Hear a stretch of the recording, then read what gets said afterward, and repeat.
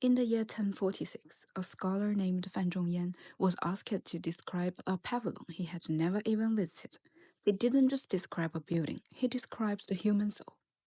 We start from the darkness side. And this paragraph is about the storm. The weather turns.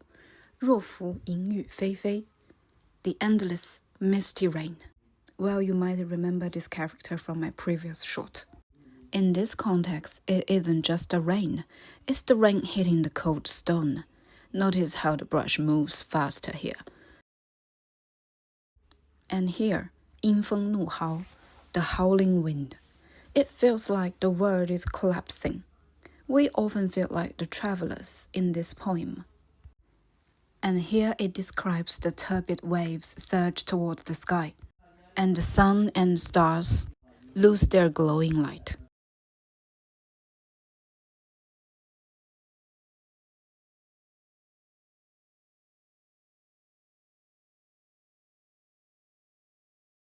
And mountains fade into obscurity.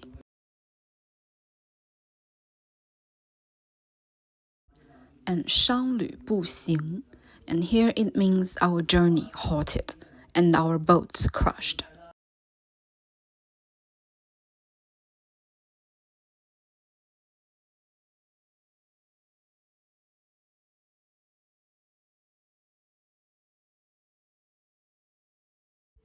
At dusk, darkness falls.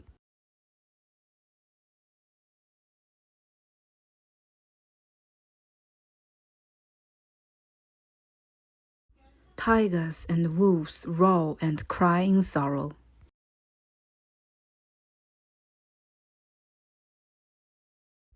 At such a moment, when ascending this tower, a person cannot help but feel exiled from the capital, longing for home, fearing slander and reproach. And the heart is heavy. It is a heart filled with 去国怀乡, the longing for a home we cannot reach. This is the art of expressing grief through ink. Before the eyes lies nothing but desolation, and sorrow deepens to its very limit.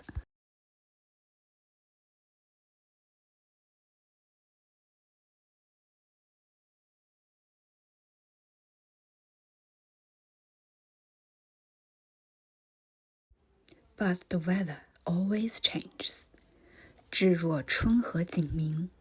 Now the spring is mild and the sun is bright. The water is still.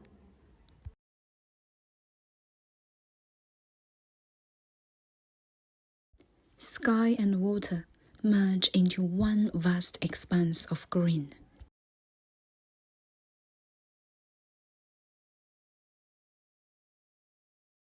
Gulls over the sandbanks, sometimes fly, sometimes rest, and grace fish swim freely.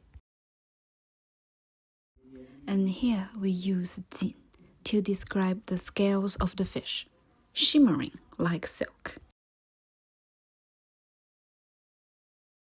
Fragrant grasses along the shore, and orchids on the islets flourish, lush, tender, and vividly green.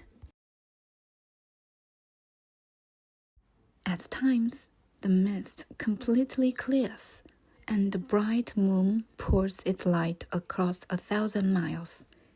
Rippling water glimmers like scattered gold.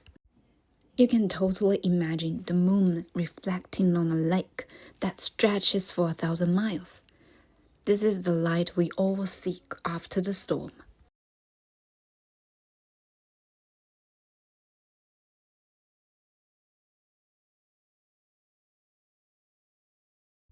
And fishermen's songs echo in harmony, one voice answering another, a joy that knows no end. And at such a moment, when ascending this tower, one feels the heart open wide, the spirit lifted in quiet delight. Honor and disgrace are both forgotten.